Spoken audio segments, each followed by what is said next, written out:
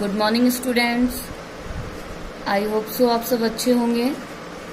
ठीक है, तो हमारा जो चैप्टर चल रहा था क्लास 11th के लिए परमाणु संरचना, उसमें मैं आपको इलेक्ट्रॉन की, प्रोटॉन की और न्यूट्रॉन की खोज पहले ही बता चुकी हूँ। किसने की थी, किस पर कितना द्रव्यमान होता है, किस पर कितना विशिष्ट आवेश होता है। तो हमारी इलेक्ट्रॉन की डिस्कवरी, प्रोटॉन की डिस्कवरी और न्यूट्रॉन की डिस्कवरी कंप्लीट हो चुकी है, जैसा कि मैं वीडियो में पहले ही डाल चुकी हूँ। ठीक है, अब हम इसके बाद पढ़ेंगे परमाणु के मॉडल के बारे में, जो कि बहुत ज्यादा इम्पोर्टेंट है। ये क्यों दिए गए, इसके बारे में मैं आपको सबसे पहले बताती हूँ। देखिए, हमारा जो टॉपिक चल रहा है परमाणु मॉडल, ये बहुत इंपॉर्टेंट है। इसमें से आपका जो क्वेश्चन आता है, आपको जो मैं पढ़ाऊंगी परमाणु मॉडल के बारे में, तो रदरफोर्ड का मॉडल आता है, वो सबसे इम्पोर्टेंट है, और बोर का मॉडल, उसमें से क्वेश्चन कन्फर्मली आते हैं। तो देखिए, हमने देखा था कि अभी हमने कहा, सबसे पहले कहा था कि जो परमाणु है उसे हमने अविभाज्य कण के रूप में देखा था। किस कण के रूप में देखा था? अविभाज्य कण के रूप में, अर्थात परमाणु को विभाजित नहीं किया जा सकता। लेकिन जैसे जैसे खोज हुई तो पता चला कि परमाणु को इलेक्ट्रॉन, प्रोटॉन और न्यूट्रॉन में भी विभाजित किया जा सकता है। जब हमें इलेक्ट्रॉन, प्रोटॉन, न्यूट्रॉन के बारे में जानकारी हो गई, तो वैज्ञानिक ये सोचने लगे कि ये किस तरीके से किसी परमाणु में व्यवस्थित होंगे, या यूं कहें कि इनकी व्यवस्था कैसी होगी। ऐसे तो है नहीं कि ये कहीं भी जाकर व्यवस्थित हो जाएं। तो इनके प्रॉपर अरेंजमेंट के लिए अलग अलग साइंटिस्टों ने अलग अलग समय पर मॉडल प्रस्तुत किए, जिसे परमाणु मॉडल के नाम से जाना जाता है। तो दोबारा सुनिए, हमने ये कहा कि पहले परमाणु अविभाज्य था, लेकिन बाद में उसे इलेक्ट्रॉन, प्रोटॉन और न्यूट्रॉन में विभाजित किया गया। ठीक है, तो फिर उसके बाद जब ये बनने लग गए, या फिर यूं कहें कि इनकी खोज हो गई, तो एक समस्या आई कि किस तरीके से व्यवस्थित होते हैं। अतः वैज्ञानिकों ने क्या करा कि इलेक्ट्रॉन, प्रोटॉनों को व्यवस्थित करने के लिए अलग अलग मॉडल दिए, जो कि निम्न प्रकार है। तो हम सबसे पहले इसमें पढ़ेंगे थॉमसन का परमाणु मॉडल। ठीक है, इस मॉडल का और भी नाम है, इसको हम प्लम पुडिंग भी बोलते हैं। आप लोगों ने नाम सुना होगा, प्लम पुडिंग मॉडल, तरबूज सिद्धांत। ठीक है, देखिए, सबसे पहले 1898 में एक साइंटिस्ट आए जिनका नाम था सर जे थॉमसन। ठीक है, हमने कहा सबसे पहले हम थॉमसन का परमाणु मॉडल पढ़ रहे हैं। इसको और नाम क्या दिया? प्लम पुडिंग मॉडल, तरबूज मॉडल। ठीक है, 1898 में एक साइंटिस्ट आए जे थॉमसन। उन्होंने एक मॉडल प्रस्तुत किया, यानी परमाणु को समझाने के लिए एक मॉडल प्रस्तुत किया, जिसे थॉमसन मॉडल के नाम से भी जाना जाता है। कि सबसे पहले 1898 में क्या हुआ कि एक साइंटिस्ट आए जे थॉमसन, उन्होंने अपने नाम से परमाणु को समझाने के लिए एक सिद्धांत या एक मॉडल दिया, जिसे थॉमसन मॉडल के नाम से जानते हैं। इन्होंने ये बताया कि परमाणु को इसने एक धनावेशित गोले के रूप में माना। क्या माना? कि परमाणु कैसा है, यहाँ पर एक धनावेशित गोला है। ये आपका परमाणु हुआ, और ये कैसा है? धनावेशित गोला। और इसमें जो इलेक्ट्रॉन्स होते हैं, देखिए ये इस तरीके से इलेक्ट्रॉन डिवाइडेड होंगे। मैं बना देती हूँ एक बार। इसमें ये इलेक्ट्रॉन्स होंगे, ये इस तरीके से व्यवस्थित होते हैं जैसे तरबूज में बीज। ठीक है, तो हम ये देखते हैं कि सबसे पहले 1898 में जे थॉमसन आए। उन्होंने अपने नाम पर एक मॉडल दिया, जिसे थॉमसन मॉडल कहते हैं। उन्होंने बताया कि परमाणु क्या होता है? एक धनावेशित गोला होता है, और इस धनावेशित गोले में इलेक्ट्रॉन इस तरीके से व्यवस्थित रहते हैं जैसे तरबूज में बीज। इसका मतलब ये हुआ, आपको पता है कि जो तरबूज होता है उसमें बीजों की कोई निश्चित व्यवस्था नहीं होती। निश्चित व्यवस्था क्या नहीं होती है? आपने देखा है कि तरबूज में कहीं फिक्स होता है कि यहीं पर बीज मिलेंगे? बिल्कुल नहीं, बल्कि क्या होता है, कहीं पर भी बीज मिल सकते हैं। तो ठीक उसी प्रकार से क्या होता है कि ये जो तरबूज का बाहरी आवरण होगा, वो तो आपका क्या होगा? धनावेशित भाग। और जो बीज मिलेंगे वो कैसे मिलेंगे? आपके यहाँ पर, आपको यहाँ पर इलेक्ट्रॉन्स मिलेंगे, इलेक्ट्रॉन्स के रूप में, यानी कि इनकी कोई एक निश्चित व्यवस्था नहीं होती है। ठीक है, और ये साथ ही साथ हम इसे प्लम पुडिंग मॉडल क्यों कहते हैं? आप सबने पुडिंग खाई होगी, कि जब हम पुडिंग बनाते हैं तो आप देखते हैं कि उसमें जब हम मटर डालते हैं, तो आप एक बात बता सकते हो कि जब आप जिस पोजीशन में मटर डाल रहे हो, क्या आपको वही मिलेगी? नहीं मिलेगी ना। तो इसी तरीके से हम कह सकते हैं कि इलेक्ट्रॉनों की यहाँ कोई व्यवस्था नहीं होती, ये अपने हिसाब से व्यवस्थित होते हैं जिस तरीके से तरबूज में बीज होते हैं, यानी कि उनकी कोई व्यवस्था नहीं होती है। तो हमने कहा परमाणु मॉडल के बारे में, इसे थॉमसन मॉडल कहते हैं, प्लम पुडिंग मॉडल कहते हैं, तरबूज मॉडल भी कहते हैं और थॉमसन मॉडल के नाम से भी जानते हैं। इसे किसने दिया था? 1998 में सर जे थॉमसन ने दिया था, इसलिए इसे थॉमसन मॉडल के नाम से जानते हैं। इसमें परमाणु को एक धनावेशित गोला माना गया है और उसमें ये बताया गया है कि इलेक्ट्रॉन इस तरीके से व्यवस्थित होते हैं जैसे तरबूज में बीज धसे हुए होते हैं, अर्थात जिनकी कोई निश्चित व्यवस्था नहीं होती है।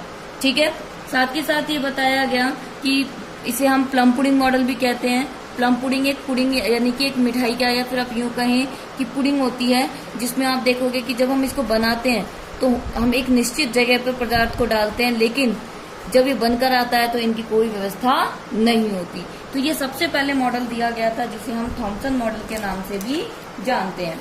ठीक है, तो यहाँ पर हम इसे कह सकते हैं कि यहाँ पर इस प्रयोग में देखिए इतने सारे प्रयोग आएंगे, इतने सारे मॉडल आएंगे। अगर ये काश यही मॉडल सही होता तो मेरे हिसाब से शायद कोई दूसरा मॉडल अपनाने की जरूरत नहीं पड़ती, लेकिन हर मॉडल में कुछ ना कुछ कमियां होती हैं। उन कमियों को दूर करने के लिए हमें क्या करना होता है? दूसरे मॉडल का सहारा लेना पड़ता है। जैसे इस मॉडल में कुछ कमी रह गई थी तो उसको पूरा करने के लिए कौन आए? रदरफोर्ड आए, और उन रदरफोर्ड ने क्या करा? इस मॉडल को और ज्यादा मॉडिफाई किया। ठीक है, तो हमने इसके बारे में बताया कि परमाणु का ये पहला मॉडल था। ठीक है, अब क्या हुआ कि ये जो मॉडल था इसके द्वारा कोई पुष्टि नहीं हो सकी। ये तो एक प्रारंभिक मॉडल दिया गया था, इसकी कमी क्या थी कि इस मॉडल के द्वारा कुछ भी प्रयोग या प्रमाणित नहीं हो सका। अतः प्रमाणित नहीं हो सकने के कारण इस मॉडल को त्याग दिया गया और दूसरा मॉडल रदरफोर्ड का काम में लिया गया। तो हम दूसरा पढ़ेंगे रदरफोर्ड का नाभिकीय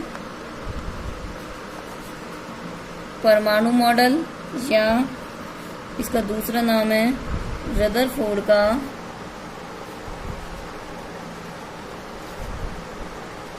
परमाणु मॉडल। ठीक है, ये सबसे मोस्ट और इम्पोर्टेंट है, पेपर में इसमें से क्वेश्चन जरूर आएगा, डेफिनेटली आता है। तो हम दूसरा एक्सपेरिमेंट पढ़ रहे हैं, दूसरा मॉडल पढ़ रहे हैं रदरफोर्ड का नाभिकीय परमाणु मॉडल। ये आप 10th में भी पढ़कर आए हैं रदरफोर्ड के बारे में कि रदरफोर्ड ने किस तरीके से बताया था। तो मैं इसको दोबारा आपको बहुत अच्छे से स्लोली बताऊंगी। ठीक है, देखो रदरफोर्ड ने जो अपना एक्सपेरिमेंट किया था वो 1911 में किया था। रदरफोर्ड ने कौन से सन में किया था? सन 1911 में क्या करा? रदरफोर्ड ने एक परमाणु मॉडल प्रस्तुत किया। रदरफोर्ड ने एक परमाणु मॉडल प्रस्तुत किया जिसे हम रदरफोर्ड के परमाणु मॉडल के नाम से या रदरफोर्ड का नाभिकीय परमाणु मॉडल भी कहते हैं। ठीक है, इनके प्रयोग की सबसे बड़ी विशेषता ये थी कि इनके प्रयोग में हम देखेंगे इसकी विशेषता में कि इन्होंने क्या लिया था? स्वर्ण पत्र, यानी कि गोल्ड की इतनी सी एक प्लेट ली थी जो कि बहुत ज्यादा पतली थी। ठीक है, अब देखिए मैं इसका प्रयोग आपको करके बताती हूँ कि प्रयोग क्या था। इन्होंने क्या करा? अपने एक प्रयोग में एक सोने की पतली पन्नी ली। ये एक सोने की पतली पन्नी है, यहाँ आपको दिखाने के लिए इतनी बड़ी कर दी नहीं, ये बहुत पतली है। ठीक है, इस पर क्या करा गया कि अल्फा कणों की बौछार की गई। मैं इसको आपको बताऊंगी कि अल्फा कणों की बौछार क्यों की गई।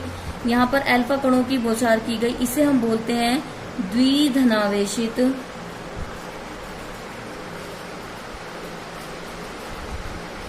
Helium ion. ठीक है, तो हम देखते हैं कि सबसे पहले क्या किया गया? एक सोने की पतरी ली गई जिसकी मोटाई 10 की पावर 2 nm नैनोमीटर, इसे बोलते हैं नैनोमीटर की। ठीक है, तो आप देखोगे कि सबसे पहले मैं इसको और अच्छे से आपको डायग्राम बना के बता देती हूँ। इसके डायग्राम में क्या किया गया कि ये मान लीजिए आपका सोर्स, यहाँ से अल्फा कण आएंगे और ये अल्फा कण क्या होंगे? एक स्लिट में से निकलते हुए, यानी एक दरार में से निकलते हुए इस पन्नी से टकराते हैं और पीछे एक क्या लगी रहेगी? यहाँ पर एक प्रतिदीप्ति पर्दा लगा रहता है, जहां पर क्या उत्पन्न होगी? चमक उत्पन्न होती। दोबारा सुनिए, इन्होंने क्या करा? अल्फा कण लिए, अल्फा कण पर क्या करा गया? ये आपका स्वर्ण पत्र है, इस स्वर्ण पत्र पर प्रहार किया गया और पीछे क्या लगा दी गई? वही जिंक सल्फाइड का पर्दा लगा दिया गया ताकि चमक उत्पन्न हो सके। तो जो आपको रदरफोर्ड था उन्होंने क्या करा अपने प्रयोग में कि अल्फा कणों की बौछार क्या करी उसने, स्वर्ण पत्र पर करी, और स्वर्ण पत्र पर करी तो उसमें से क्या निकले, कुछ प्रेक्षण निकले। प्रेक्षण को क्या थे वो मैं आपको बताती हूँ। इसने देखिए क्या करा कि यहाँ पर ये, मैं अभी भी आपको बहुत अच्छे से बता रही हूँ कि यहाँ पर ये अल्फा कण लिए हैं। अल्फा कणों को इस तरीके से प्रदर्शित किया जाता है, अल्फा कणों को, बीटा कण ऐसे प्रदर्शित किए जाते हैं और गामा कण इस तरीके से प्रदर्शित किए जाते हैं। सब कणों को प्रदर्शित करने का अलग अलग तरीका होता है। तो हमारा प्रयोग क्या चल रहा था, रदरफोर्ड का नाभिकीय परमाणु मॉडल। इसे सन 1911 में रदरफोर्ड ने दिया था, इसलिए इसे रदरफोर्ड का परमाणु मॉडल के नाम से भी जानते हैं। इस प्रयोग की सबसे बड़ी विशेषता ये थी कि इन्होंने अपने प्रयोग में किसका उपयोग किया था, स्वर्ण पत्रों का उपयोग किया था, यानी सोने की पतली पन्नी या स्लिट का उपयोग किया था। इन्होंने क्या किया कि एक अल्फा कण का सोर्स लिया, जब अल्फा कणों पर और क्या लगा कि पीछे की तरफ एक जेडन सल्फाइड का या जिंक सल्फाइड का पर्दा लगा दिया, और इस जो आपकी स्वर्ण पत्र थी इसकी मोटाई कितनी रखी, 10 की पावर -2 रखी। ठीक है, ये 10 की पावर -2 या नैनोमीटर रखा। अब जब इन अल्फा कणों पर, इस अल्फा कणों को बोलते हैं द्विधनावेशित हीलियम आयन, ये होते हैं द्विधनावेशित हीलियम आयन। इसकी जब बौछार कराई जाती है तो बौछार कराने पर हम देखते हैं कि यहाँ पीछे चमक उत्पन्न होती है, और इस चमक के आधार पर हम क्या करते हैं कि इसमें कुछ प्रेक्षण देखते हैं कि क्या हुआ होगा, कैसे हुआ होगा, वो मैं आपको बताती हूँ। करेंगे इस मॉडल के प्रेक्षण की, कि जब हम देखते हैं कि अल्फा कणों की बौछार जब कराई जाती है सोने की पतली पन्नी पर तो क्या क्या होता है। तो हम देखेंगे कि सबसे पहले ये मान लीजिए सोने की पतली पन्नी है और ये अल्फा कण निकल रहे हैं, तो आप देखोगे कि कुछ अल्फा कण तो बिल्कुल सीधे निकल जाते हैं। क्या होंगे, कुछ अल्फा कण तो सीधे निकल जाएंगे, कुछ अल्फा कण क्या करेंगे, अपने मार्ग में परिवर्तन कर लेते हैं। अभी मैं लिखवाती भी हूँ इसको कि कुछ कण तो क्या हो जाते हैं, बिल्कुल सीधे निकल जाते हैं, कुछ अपने मार्ग में परिवर्तन कर लेते हैं, और 20,000 में से हम यूँ कहेंगे कि 20,000 में से एक ऐसा कण होता है जो क्या होता है कि किसी चीज से टकराकर दोबारा वापस उसी दिशा में लौट आता है। सबसे पहले प्रेक्षण ये था कि कुछ कण तो क्या होते हैं, कुछ कण बिल्कुल सीधे निकल जाते हैं। पहला प्रेक्षण क्या कहता है कि जब हम अल्फा कणों की बौछार किस पर कराते हैं, सोने की पतली पन्नी पर कराते हैं, तो जो कुछ कण होते हैं वो क्या होते हैं कि बिना किसी से टकराए सीधे पीछे लगी हुई जिंक सल्फाइड के पर्दे पर जाकर चमक उत्पन्न करते हैं। कुछ कण तो कैसे होंगे, सीधे निकलेंगे।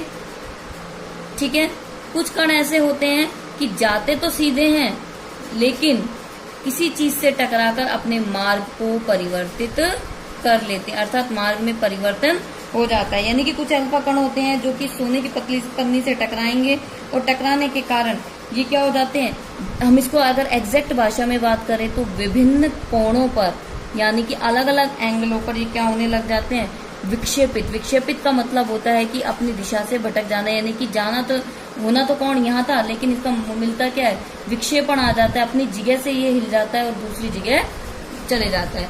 तो पहला क्या कहता है कि जब अल्फा कणों की बौछार कराई जाती है तो कुछ अल्फा कण सीधे निकल जाते हैं जिसके कारण हमें क्या होता है, पीछे लगे जिंक सल्फाइड के पर्दे पर चमक दिखती है। लेकिन कुछ ऐसे कण होते हैं जो जाते तो सीधे हैं लेकिन किसी चीज से टकराकर क्या होते हैं, अपने कोण परिवर्तित कर लेते हैं, अर्थात मार्ग को परिवर्तित कर लेते हैं।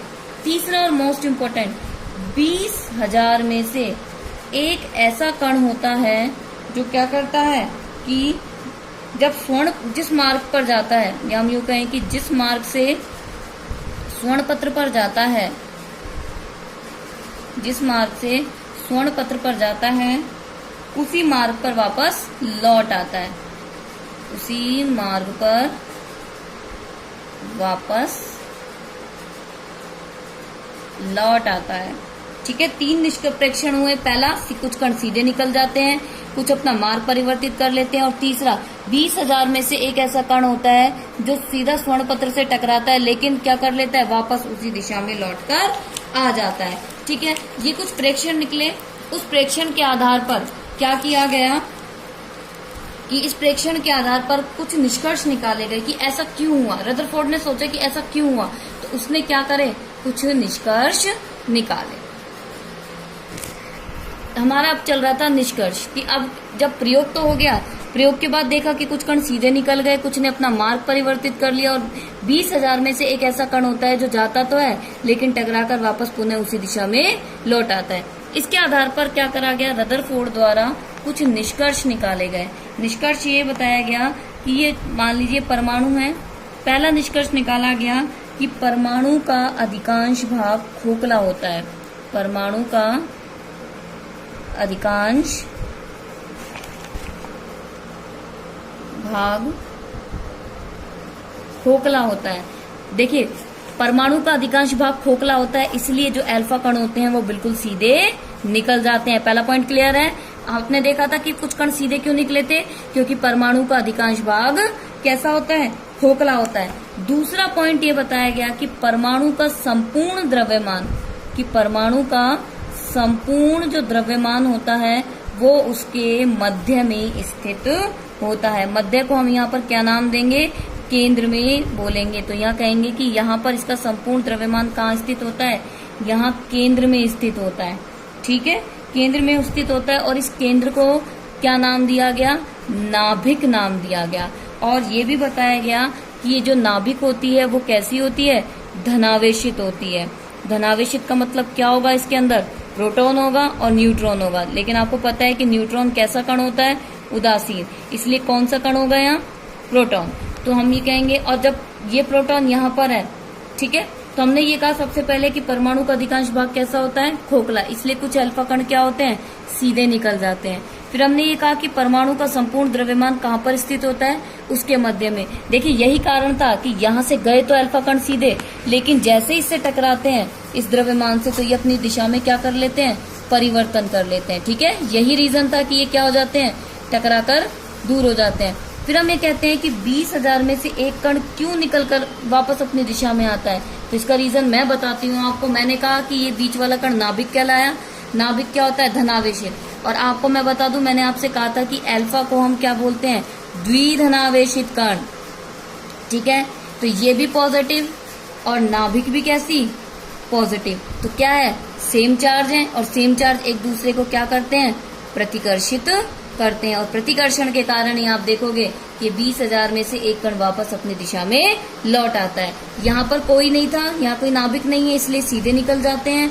यहाँ पर आप देखोगे कि जाते तो हैं, लेकिन ये इससे टकराकर अपनी दिशा को परिवर्तित कर लेते हैं। तो यहाँ पर हम कह सकते हैं कि निष्कर्ष क्या निकला, कि परमाणु का अधिकांश भाग खोखला होता है, संपूर्ण द्रव्यमान उसके मध्य में स्थित होता है, और साथ के साथ इस मध्य भाग को नाभिक कहा गया, और कहा गया कि नाभिक कैसा होता है, धनावेशित, अर्थात इसमें प्रोटॉन और न्यूट्रॉन उपस्थित होते हैं। ठीक है, तो यही रीजन था कि जब आपको मैं बता दूं कि हीलियम भी कैसा होता है, या हम यूं कहें अल्फा कण कैसे होते हैं, द्विधनावेशित होते हैं। द्विधनावेशित होते हैं यानी कि पॉजिटिव होते हैं, और जब पॉजिटिव एक चीज दोनों एक दूसरे से टकराएंगे तो क्या उत्पन्न होता है, प्रतिकर्षण, इसलिए इनके मार्ग परिवर्तित हो जाते हैं। अगर यहाँ पर माइनस होता तो ये क्या करता, अपने इसको आकर्षण करता, और जिसके कारण ये अल्फा कण इस पर खिंचे हुए चले आते। इसके आगे की जो बात करेंगे हम कि इससे क्या क्या प्रमाणित हुआ, वो हम आपको नेक्स्ट वीडियो में बताएंगे। तब तक के लिए इसको टू बी कंटिन्यू।